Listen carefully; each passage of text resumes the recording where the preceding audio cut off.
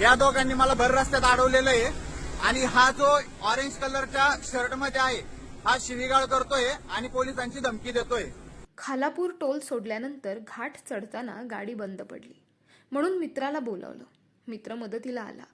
दोरी लावून टो करत जाताना हे घाटातले चक्क बोगद्यामध्ये 2 MSF सुपारीबाज। गाडी साईडला घ्यायला लावली।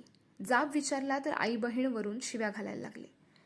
म्हणाले टोईंग नेणारी गाडी बोलवावी लागेल, त्याशिवाय अशी गाडी न्यायची नाही। GR कागद दाखवा म्हटलं तर वरून शिव्या। रेकॉर्ड करताना मोबाईल हिसकावून घेतला। कसला प्रोटोकॉल, कसली तपासणी, कुठेत बॅरिकेड्स, कुठेत सोबत पोलीस। MSF कर्मचारींना अधिकार कोणी दिला गाड्या चेकिंग व गाड्या अडवण्याचा पोलीस सोबत नसताना? चालकांना विनाकारण त्रास देणं बंद करा।